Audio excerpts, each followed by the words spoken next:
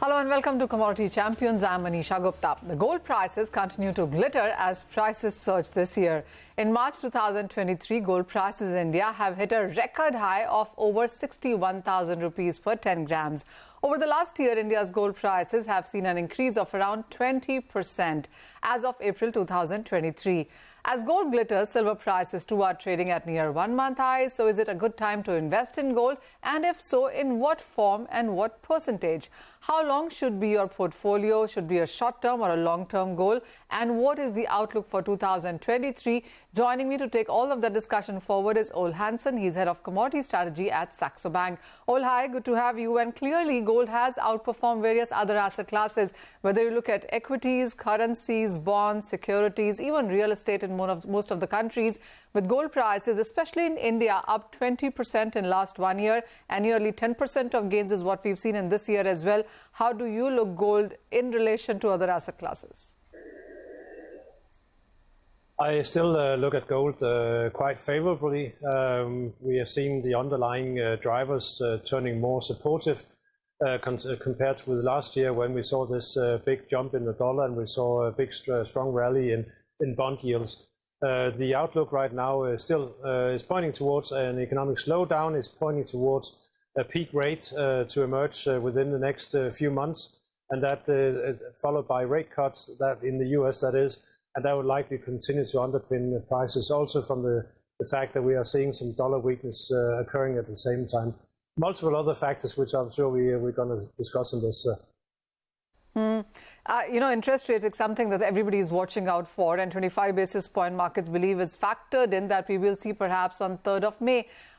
When you talk that when you say that we are nearing peak and we even perhaps could see rate cuts coming in before this year ends, what is your sense on how we're closing this year then in sense of rates? I think we'll close perhaps with pretty close to where we are right now, because I think the market may be a little bit optimistic in terms of how much, in terms of cut they expect.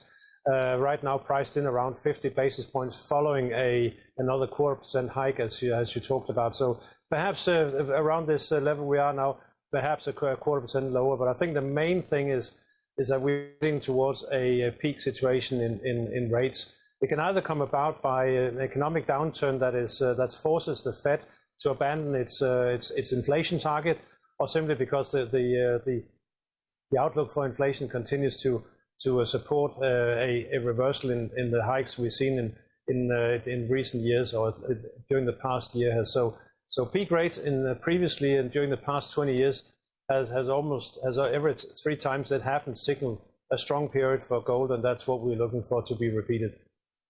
You spoke about the dollar index as well. Any range that you're putting out on that one for this year? Come again, sorry, I didn't get the first part. I said the dollar index as well. Are you putting out any range for this year now?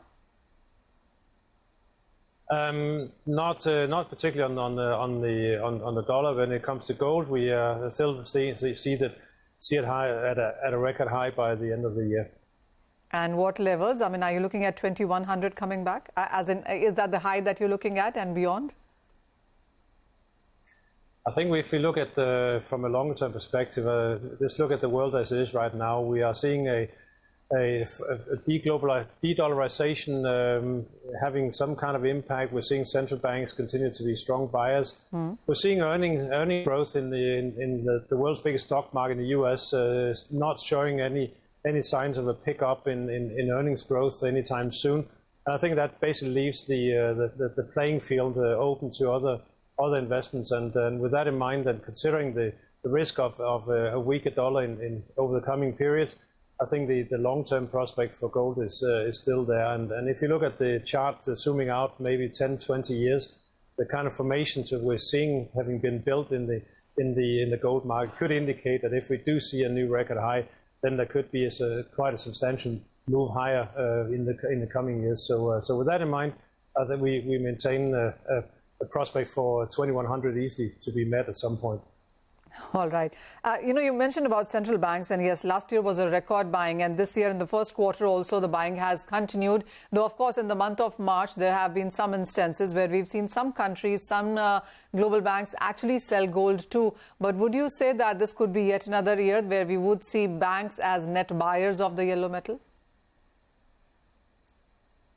For sure, but what's the unknown right now is really how strong that demand is relative to the price, because there might be some price sensitivity. You mentioned gold has reached a record high in rupees. We've seen record highs in other currencies as well, and that potentially could have an impact on how the central bank thinks regarding the price. So quite often in the past we've seen that the market needs to consolidate before we see additional buying. So basically, even if you're a central bank, you just need to get familiar and comfortable with a new higher level. So that may just slow down some of the price action or the buying activity that we see. But generally for the year, I see that demand continue.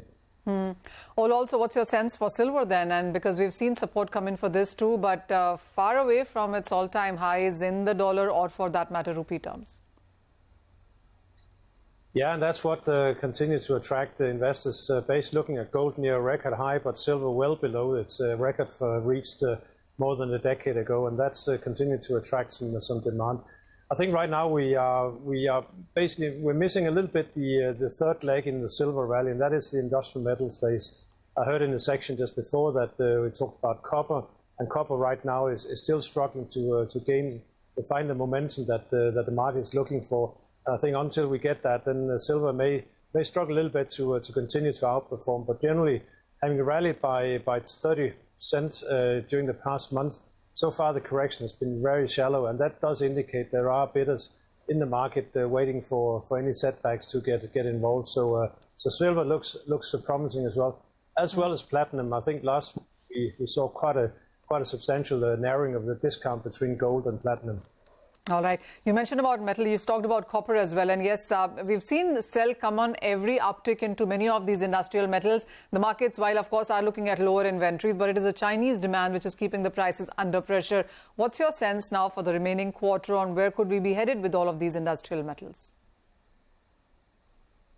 Well, I think the structural long-term outlook for copper, just looking at the availability of supply and the green transformation, is a story of strength. And we saw that just a couple of weeks ago when copper made an attempt to break higher. It triggered quite an aggressive amount of speculative buying. It basically means that buyers are worried about missing out on the rally when it comes. But the failure to break higher at that point triggered the selling that we're seeing right now, which is taking it back near the low end of its current range. But longer term, it's difficult not to build a bullish case for copper, looking at both the supply and the demand side. And the same goes for some of the other metals, particularly those involved in the transformation.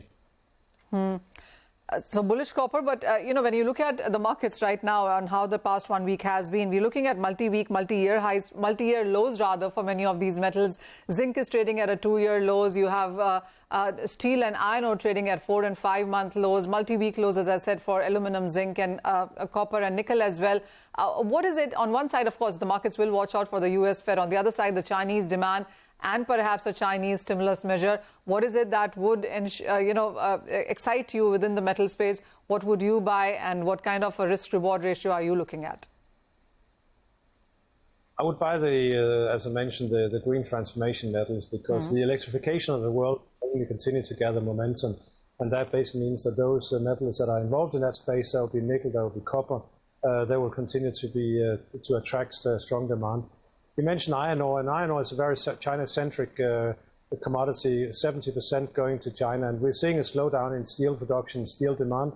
We're also seeing the government stepping up its efforts to quell speculative trading in the contract. So it's been drifting lower at a time where you normally see strong demand, and I think it highlights what's happening right now with the recovery in China. It's not a recovery based on the same drivers as we've seen in the past. It's not going to be as commodity heavy as we've seen in the past. So that basically means it's not steel and concrete that you should be looking at.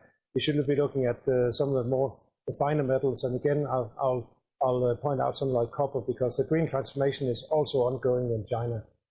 Absolutely, and that is where you have the best of the fundamentals as well, but buying into gold, silver and platinum as well. Ole, thank you so much for joining us with your sense on all of those metals, especially precious metals as well, where you are quite bullish going forward from here. But with that, we'll head into a short break, but don't go anywhere. When we come back, we'll talk about more gold some more. We'll tell you on what, how much and where should you have gold in your portfolio.